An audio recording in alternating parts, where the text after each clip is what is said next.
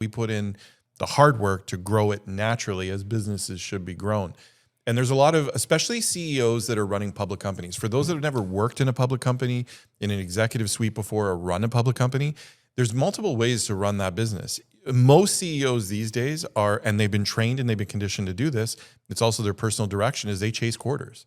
So if you're chasing a quarter, what's the easiest way to make your number if you're going to miss?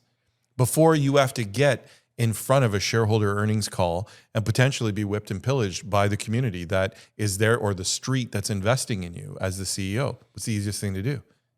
You just absolutely find efficiency anywhere you can find it. AI is the easiest way for them to do it. 100%. And they just lop 100 jobs off. Well, on a positive earnings basis, we're now this and this and this. But the metrics are showing you cut your way to profitability. It has nothing to do with the performance of the company. You use the easiest methods ever to make your quarter. They look at line items and like, what can I cut? That's it. And you see, if you drop the phrase AI something or other 122 times during your earnings call, you've saved this. You've stayed the execution. Mm-hmm. I just remembered I had a great Steve Jobs story when you were talking about Steve Jobs. I'm not going to name names, but I do have a friend of mine that worked for Steve Jobs directly. This was back in Steve's, what was it called? Next Computer? Next. And he told me that working with Steve Jobs was something, because the guy was like on the touch of brilliance constantly, right? Yep. But he was belligerent. Like, he was just a different type of leader. So he told me that in Canada, they had a meeting once. This is a true story. I mean, unless he's lying to me. He was on the executive team on the Canadian side of Next.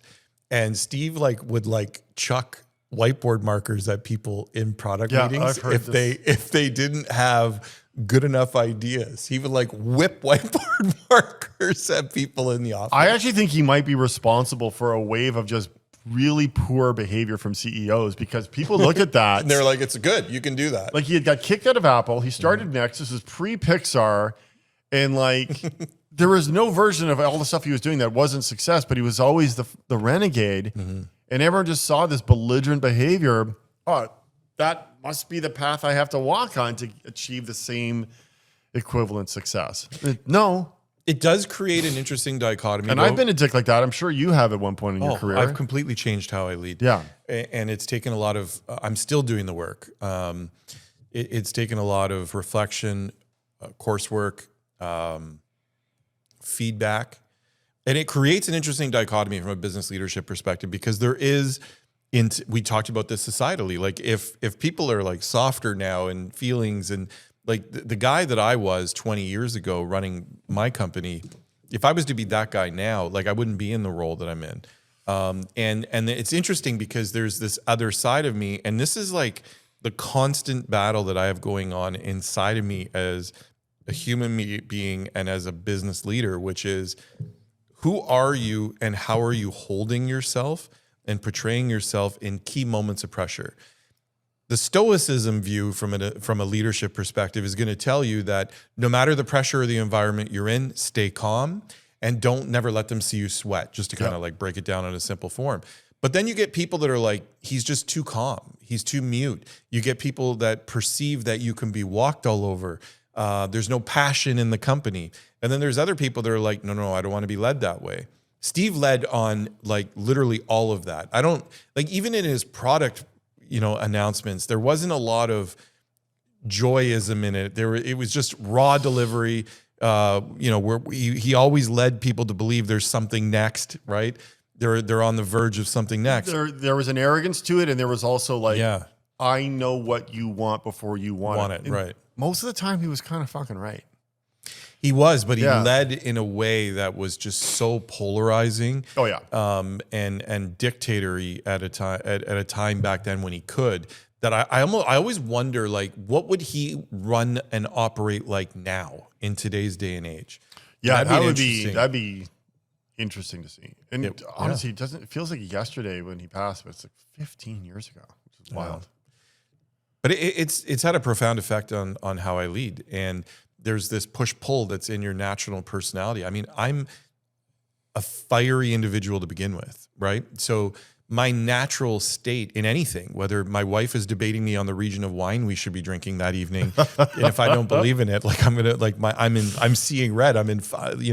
It's just who I am. It's that passion inside of me to want to lead and like make decisions together.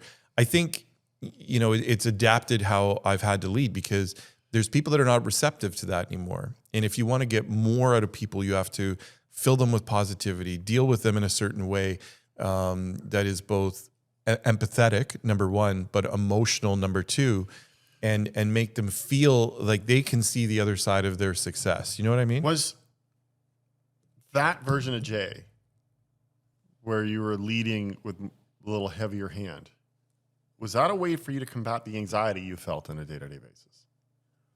No. Is there a relation there? No. I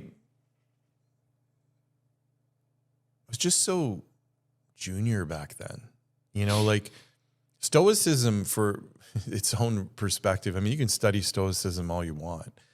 The reality is the people that have pedigree and experience, they've just been through shit. When you've been through shit, it doesn't phase you as much, That's right? true. Where everyone in the board, you can control a boardroom of people if they haven't been through it, but you have, and you can control the emotion in the moment. It's not that you're better at controlling your emotions than they are. It's just you've been there, done it. And you've seen those movie credits roll when they haven't, right? And I think that's where experience and leadership matters. But it's also a little bit of refinement. I've changed how I am as a leader, and I'm working on it daily. I'm not perfect by any stretch of the imagination, not only in business, but also my marriage and how I am as a father. It's you got to just be constantly doing the work as a man, and I'm speaking as a man right now. And as a human being. And I have been, I think. You are constantly doing the work. I will give you that. That's something that's very obvious. Why is it obvious? I mean, maybe it's because I know you well, or I feel I know you well, but I just have never seen you not moving. Yeah. Like you're like, whether it's the hockey team or you, like even in between cycles when I know you and I knew you were down, you're still doing the work on what the next thing was going to be. Mm-hmm. That's that fire inside, though. Yeah. Just built different, man. Yeah, it's interesting perspective. Thank you. So speaking of stoicism, that people hear that word and you also hear silence. And you and I have recently spoken about building, and you made a post about it recently, actually, where you're talking about building in silence versus building in public. Oh, this is good. This is a good one. One of the worst forms of advice that I've been hearing, and I don't know where it's coming from, whether it's the creator community, the business community, or people just viewing social media as like, I don't know, viewers, is this thought processing of build in silence. Never let them know your next move. And I think that's terrible. I think that's horrible advice, because what we're doing is we're muzzling populations that have tremendous ideas, tremendous views, tremendous ways that they want to evolve things, right? And we're just like stifling evolution, maybe? Like tradition stifles evolution. You know what? I'll give you a great example. This Christmas, I'm not having a turkey. I've just decided. I'm having ham.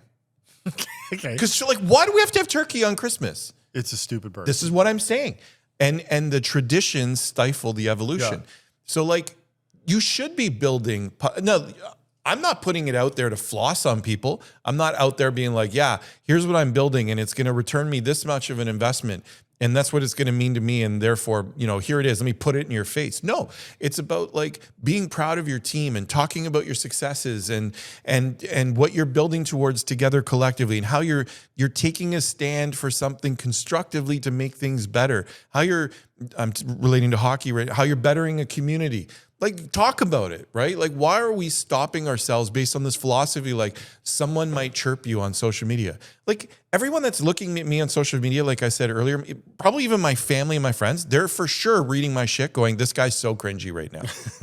I don't care. To be honest, I bet you it's fewer people than you think. Look I don't at know, you man. and say, this guy's cringy. You'd be surprised how on a weekly basis I get people sliding into my DMs that I know well that are like, I know why you're doing this, or you're up to something, or why are you talking about this? So cringy. Why, like, Really? Oh yeah. Or what did I hear recently? Are you the next business guru that's going to sell courseware? Like, Oh God. just Okay, everybody. I can see why people might think that. Right? Like, Yeah. So the best thing is like make a list and do none of that. Like obviously not courses, but anyhow. how about just building legacy? Like, here's the thing. Here's an interesting perspective. It's pretty dire, right? Or dark. We're all going to die someday, 100%. and our kids are going to die. Yep.